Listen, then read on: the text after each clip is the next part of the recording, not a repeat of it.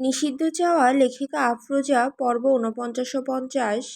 ইমতিয়াজ সব জায়গায় প্যাচ লাগানোর ওস্তাদ, আপনি এখন আমার উপরেও অ্যাপ্লাই করতে আসছেন। আদনান ডালমে কুচ কালা হে। আদনানের চোখ ফাঁকি দেওয়া এত সোজা না। ইহানা, ভাইয়া তোমরা কথা বলো, আমি যাই ওদিকটায় ওরা সবাই কি করে দেখে আসি। আদনান, আচ্ছা বনু যাও। ইহানা চলে গেল। আদনান ইমতিয়াজের হাত মোচড় দিয়ে ধরল। শালার কাউকে পাইলি না, তুই পিচ্চি বোনটার দিকে নজর দিলি। ইমতিয়াজ, ভাইয়া ব্যথা পাচ্ছি। আন্দাজি কথা বলছো কেন? ওর সাথে তো আমার কথাই হয় না। দেশে আসার পর আজ প্রথম কথা হলো। আদনান হাতটা আরো জোরে মোচড় দিয়ে ধরল। ইমতিয়াজ, ভাই এবার সত্যি ব্যথা পাচ্ছি। আদনান, সত্যি কথা বল, এখনো সময় আছে। ইহানার জন্য তোর ফিলিংস কাজ করে। আমার কাছে সত্যিটা স্বীকার কর। আমি সজলকে বলে দিব তুই ইহানাকে পছন্দ করিস। তুই ভাত খাওয়ার সময়ও ইহানার দিকে একভাবে তাকিয়েছিলি, কি মনে করেছিস? তোর চোখের ভাষা আমি বুঝবো না? ইমতিয়াজ, আগে হাত ছাড়ো, তারপর বলছি। আদনান হাত ছেড়ে দিল।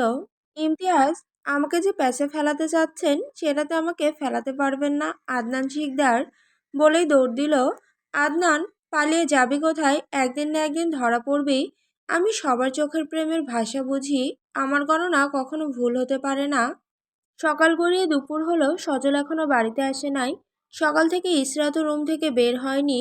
ইহানার মনটা অনেক ছটফট করছে ইসরাতের জন্য। ইসরাতের রুমে সবাইকে যাইতে মানা করছে। ইসরাত নাকি অসুস্থ, তাই ইসরাত রেস্ট নিতেছে।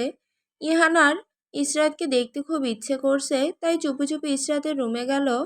ইহানা রুমে গিয়ে দেখে কোথাও ইসরাত নেই। বেলকনিতে গেল, সেখানেও নাই।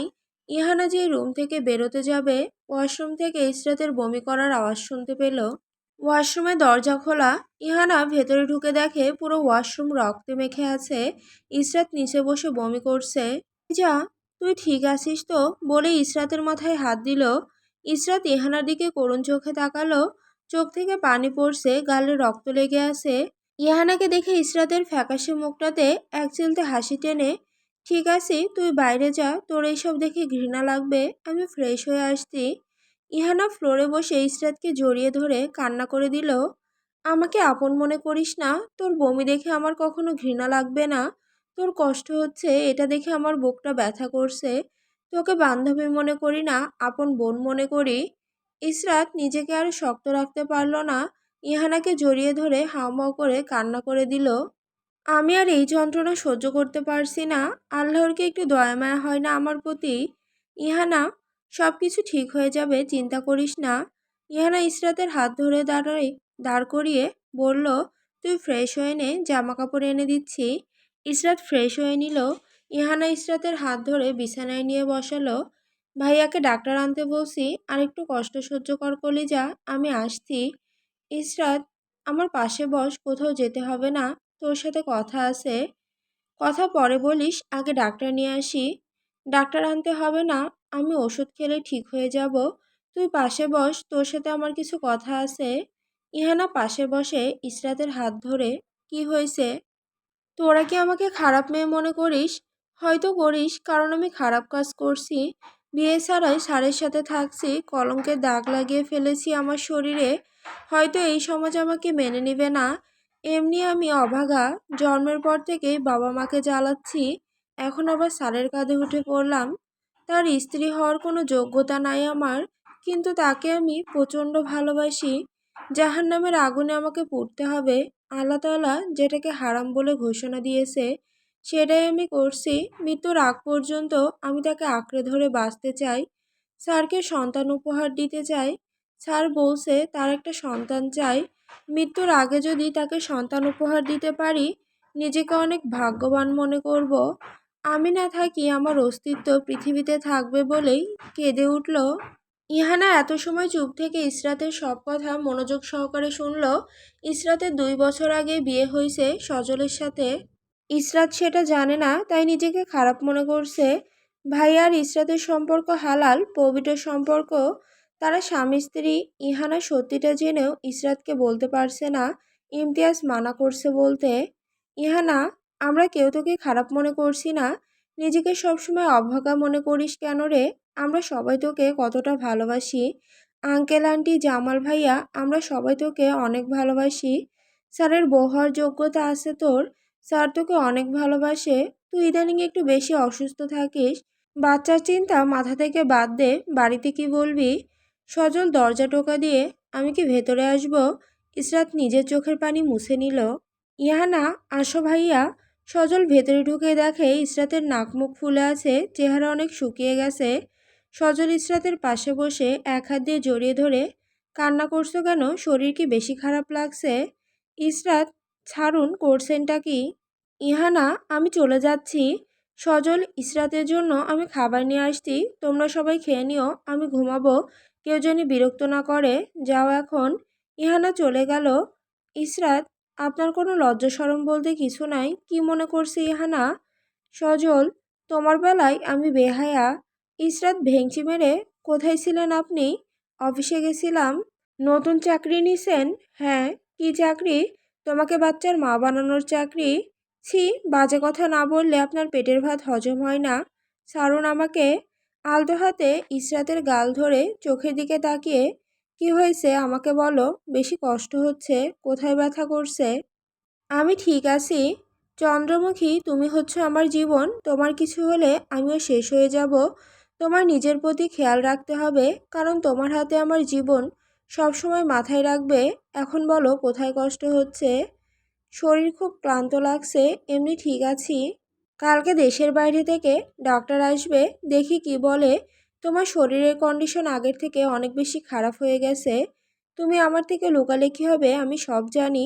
আমার চন্দ্রমুখীর অনেক কষ্ট হচ্ছে। ইসরাতের চোখ থেকে পানি পড়তে, আমার মনে হয় আপনার ইচ্ছেটা পূরণ করতে পারবো না। মাতৃত্বের স্বাদ আমি পাবো না, বলেই কেঁদে দিল। সজল ইসরাতের চোখের পানি মুছে দিয়ে, চন্দ্রমুখী কাঁদে না। তুমি শুধু আমার হয়ে থেকো, আর কিচ্ছু লাগবে না আমার। তুমি থাকলেই চলবে। আল্লাহ যদি চায় সব কিছু সম্ভব, তুমিও মা হতে পারবে। ইসরাত, আপনার সাথে আমার একটা সংসার হোক।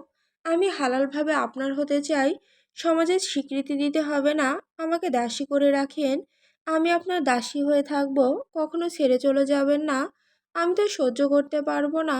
আমার মতো অভাবকীকে কি আপনার দাসী করে রাখবেন?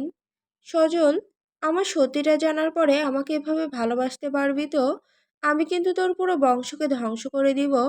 সমস্তকে কলঙ্ক দিবে, পুরো দুনিয়ার সামনে আমার হাত ধরে চলে আসতে পারবি। আমি পাপিষ্ঠ পুরুষ, অনেক নোংরা কাজ করি। তখন আবার আমাকে ঘৃণা করবি না তো? যা বলার এখন বল, তোকে এখনই আমার করে দিব। ইসরাত, কলঙ্ক মাথা পেতে নিব, কিন্তু আমার পরিবার আপনার কি করছে, তাদের কেন ধ্বংস করবেন? সজল, তোমার পরিবারের কথা বলি নাই, বংশের কথা বলছি। এখন তোমাকে কিছুই বলতে পারবো না। ইসরাত মাথা নিচু করে আসে। ভালোবাসার জন্য নিজের বংশের ক্ষতি হোক তা কখনো চাইবে না। মুখটা কালো হয়ে গেছে। সজল, আমি জানতাম তুই পারবি না। তোর যে কোনো একটা রাস্তা বেছে নিতে হবে, আমাকে নয়তো সমাজ। তুই যদি আমার হয়ে থাকতে চাস, তোমাকে পুরো দুনিয়ার মানুষ ছাড়তে হবে, শুধু আমাকে নিয়ে থাকতে হবে। আমি তোকে আমার পুরোটা দিব। আমি বেঁচে থাকা অবস্থায় তোকে কেউ কিছু বলতে পারবে না। বল কি চাস তুই? ইসরাত, আপনাকে চাই আমি। সজল ঠোঁটের সাথে ঠোঁট ডুবিয়ে দিল। কিছুক্ষণ পরে ছেড়ে দিল। ইসরাত, ঠোঁট দুটোকে কেটেই ফেলবো আপনার যন্ত্রণায়। ঠোঁট কাটলে সমস্যা নাই, তোমার আরও অনেক কিছু আছে তো, সব জায়গায় মুখ ডুবিয়ে দিতে পারবো আমি, বলে দুষ্টু হাসি দিল। সিসি, আপনি একটা বদমাইশ। রাতের মতো বদমাইশি করবো নাকি? চলো শুরু করা যাক। ইসরাত লাফ দিয়ে ওঠে। এই না না, আমি মরেই যাব, আমার খিদা লাগছে। সজল, আমারও খিদা লাগছে। ইসরাত, আপনি নাকি খাবার নিয়ে আসতেন। সজল উঠে গিয়ে দুইটা প্যাকেট এনে ইসরাতের হাতে দিল। ইসরাত, কি আছে এর ভেতরে? সজল, খুলে দেখো। ইসরাত খুলে দেখে সিদ্ধ আলু, সিদ্ধ মূলা, সিদ্ধ শাক, সিদ্ধ ডিম আর ভাত। অবাক হয়ে, এইসব কি এনেছেন? মানুষ কি করে এমন খাবার খায়? সজল, হ্যাঁ, তুমি আর আমি খাবো। ইসরাত, সি, আমি খাবো না, আপনি খান। সজল ধমক দিয়ে উঠল, ভালোভাবে কিছু বললে শোনো না কেন? খারাপ আচরণ করতে বাধ্য করো আমাকে সব সময়। ইসরাত কেঁপে উঠল, হাসি মাখা মুখটা কালো হয়ে গেল। মাথা নিচু করে বসে আছে, আর সজলে 14 গোষ্ঠী উদ্ধার করছে। শয়তান বেডা, যখন মনে চায় ভালোবাসা দেখায়, কথা না শুনলেই ধমক দেয়। সাদা কাওয়া সাদা বান্দর বদমাইশ বেটা। সজল ইসরাতকে খাইয়ে দিচ্ছে, নিজেও খাচ্ছে। ইসরাত নাক মুখ কুচকে খাবার খাচ্ছে। দুজন খাওয়া শেষ করলো। সজল বিছানা রেডি করছে। ইসরাত, আপনি কি ঘুমাবেন? সজল, হ্যাঁ। ইসরাত, আমি তাহলে নিচে যাই সবার কাছে। সজল অগ্নিদৃষ্টি দিয়ে তাকিয়ে আছে ইসরাতের দিকে। ইসরাতের ভয় লাগছে, বেড়াই রাগ করলো কেন? কি এমন খারাপ বললাম রাগ করার কি আছে? সজল, আমার কাছে থাকতে তোর ভালো লাগে না? ইসরাত চুপ করে আছে। সজল, চুপ করে আছিস কেন? আমার রুম থেকে বের হ, আর কখনো আমার কাছে আসবি না। ইসরাত ভেঙচি মেরে সজলের পাশে শুয়ে পড়ল। সজল, যা এখান থেকে বলেই জড়িয়ে ধরল।